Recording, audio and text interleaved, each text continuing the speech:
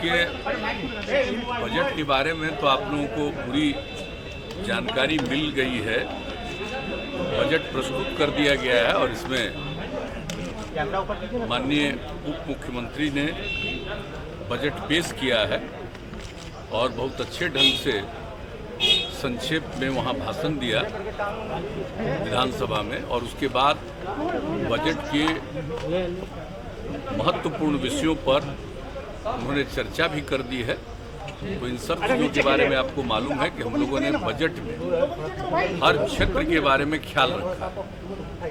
एक तो मौलिक चीज़ आप समझिए कि जो योजनाएं पहले से चल रही हैं और खास करके जो 7 निश्चय पिछली बार हमने शुरू किया था, उसमें जो चीज़ें जैसे कुछ जगहों पर सड़कों का निर्माण या हर घर नल का जल, उसका कुछ जगह पर काम जो रुका हुआ बचा है, उन सब चीज़ों के बारे में सारा प्रबंध कर दिया गया है। और ये इस बार का बजट में इस बात का उल्लेख किया गया है कि ये पूरी कोशिश होगी कि 1 साल के अंदर जितनी भी चीज़ें है पहले से चल रही हैं उस काम को पूरा कर दिया जाएगा। और इसके अलावे जो जल जीवन हरियाली अभियान के अंतर्गत जो काम हो रहा है उसको आगे निरंतर रूप से बढ़ाया जाएगा। और इसके अलावे हमारे उप मुख्यमंत्री जी ने इस बात को पूरे तौर पर चर्चा कर दी है कि जो नया जो आत्मनिर्भर बिहार के लिए 7 निश्चय 2 की परिकल्पना की गई है, उसके बारे में जो कुछ भी कैबिनेट ने पास किया, और जब कैबिनेट ने पास किया तो विभिन्न विभागों ने इसके लिए जो जरूरी योजनाएं हैं उस पर काम किया और बनाया है। और इस साल के बजट में प्रावधान किया गया है, इस पर सारा काम हम लोगों का शुरू हो जाएगा नए वित्तीय वर्ष में 21-22 में। और पूरे तौर पर उन सब चीज़ों के लिए जो कुछ भी है, तो पहले की स्कीम, आगे की स्कीम, और आप जानते हैं एग्रीकल्चर के लिए जो ध्यान दिया जाता है उसके बारे में, सड़कों के बारे में। और सबसे बड़ी बात है कि आप देख लीजिए कि हेल्थ और एजुकेशन दोनों पर और ज़्यादा पैसा खर्च करने के बारे में निर्णय लिया गया है। तो सब लोगों को जो सुविधा मिलेगी उस सब चीज़ के लिए प्रावधान है ऐसी परिस्थिति में भी।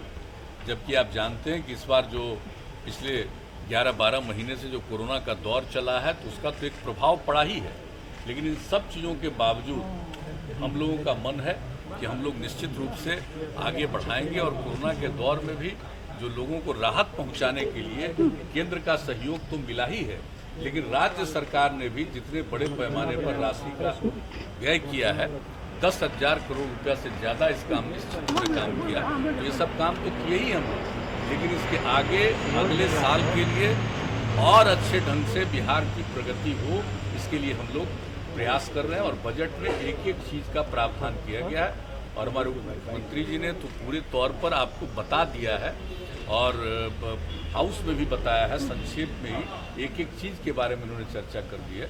और इसके अलावे आप लोगों के समक्ष भी इन लोगों ने बता दिया। तो हम लोगों को इस बात पर एकदम बिल्कुल, जिसको कहिए कि इसके प्रति हम लोगों का एकदम, जिसको कहिए कि डेडिकेशन है, हम लोग बिल्कुल इस बात को लेकर के वचनबद्ध ही नहीं है, हम उस पर अनुपालन करना चाहते हैं, उसको क्रियान्वित करना चाहते हैं। उसके लिए बजट में बहुत सारे प्रावधान किए गए हैं ऐसी परिस्थिति में, जबकि आप जान रहे हैं कि आर्थिक स्थिति पर पूरे दुनिया में, पूरे देश में सब पर असर पड़ा है। तो हम लोग उसके अलावे भी सब काम को आगे बढ़ाना चाहते हैं और करना चाहते हैं। सबका सहयोग मिलेगा, सब लोग मिल करके बिहार को आगे बढ़ाने में अपना रोजगार सृजन की बात भी कही गई है आने वाले 5 सालों में 20 लाख रोजगार सृजन की हाँ, वो भी कहा है। जो आजकल तो लोग बोलते रहते हैं 19 लाख 19 लाख, हम लोगों का 7 निश्चय 2 जो आत्मनिर्भर बिहार के लिए देखा नहीं है, उसमें लिखा हुआ है सरकारी और गैर सरकारी हर प्रकार से लोगों को प्रेरित करेंगे और 20 लाख से भी ज़्यादा लोगों के लिए को रोजगार का अवसर मिले, इसके लिए हम लोग काम करें। देखिए वो तो बात नहीं समझते हैं, तो तीनों न बनेगा साहब, आपको मेडिकल यूनिवर्सिटी बनेगा और जो हमारे जितने इंस्टीट्यूशंस हैं आपको इंजीनियरिंग, तो इंजीनियरिंग यूनिवर्सिटी भी बनेगा और उसके अलावा खेल के लिए भी एक विश्वविद्यालय बनाने की बात है। और चूंकि आप जानते हैं कि राजगीर में इतने बड़े पैमाने पर काम हो रहा है, तो यही तय किया गया कि और कहीं किसी जगह लेने की जरूरत नहीं पड़ेगी, वहीं पर विश्वविद्यालय बनाएंगे। तो जान रहे हैं आज का तय नहीं है, ये तो 10 साल पहले से तय है और उस पर काम होना जितने बड़े पैमाने पर शुरू हुआ, स्टेडियम से लेकर के एक काम वहाँ पर किस तरह से लोगों के खिलाड़ियों को प्रेरित करने के लिए काम हो रहा है। इसलिए सोच करके ही सब लोगों ने विचार किया और कहा कि वहीं पर खेल के लिए विश्वविद्यालय बनाने की विश्वविद्यालय बनाना अच्छा होगा, बेहतर होगा, इसलिए किया गया। और बाकी हम लोग इंजीनियरिंग के लिए भी और मेडिकल के लिए भी यूनिवर्सिटी बनाएंगे, हम लोगों ने तय कर लिया। और आप जानते हैं कि इसके लिए हम लोगों ने आपस में देखना शुरू कर दिया है कि किसका कहाँ होगा, तो उसके लिए भी सब तैयारी चल रही है। और जब वो अंतिम हो जाएगा कि कहाँ पर और क्या बनेगा, तो उसके बारे में फिर बात इसको घोषणा की जाएगी, हम लोग बनाएंगे। बड़े बड़े जो मैचेस होते हैं मुख्यमंत्री जी अन्य राज्यों में, लगता है कि बिहार में भी स्पोर्ट्स अकेडमी बनने से कृषि प्रावधान काफ़ी अच्छा होगा। देखिए, स्पोर्ट्स को बढ़ावा देने के लिए तो आप जान रहे हैं हम लोग प्रारंभ से ही पूरी कोशिश करते हैं। उसके आगे लोगों को भी बढ़ावा देने के लिए हम लोग चाहते ही हैं कि नई पीढ़ी के लोगों को स्पोर्ट्स के प्रति, खेलकूद के प्रति भी आकर्षण होना चाहिए। सबको पढ़ना चाहिए, लेकिन सिर्फ पढ़ना ही काम नहीं है, उसके अलावा खेलकूद के प्रति भी आकर्षण पैदा होता है, तो उसका स्वभाव ही नहीं बेहतर बनेगा, बल्कि उसका भविष्य भी और बेहतर बनेगा। तो पढ़ाई के साथ साथ इन सब चीज़ों के लिए कार्य।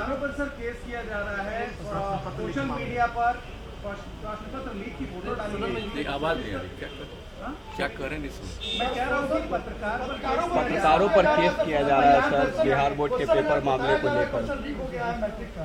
पत्रकारों को ही केस किया जा रहा है, पत्रकारों को क्या सोशल मीडिया पर सर? नहीं, ये हम नहीं जानते हैं, लेकिन जब ये बात आई है तो हमने जरूर हमारे कार्यालय से ही ये पूछा गया है और उन लोगों को बताया गया है कि जो भी स्थिति है इसके बारे में बताइए।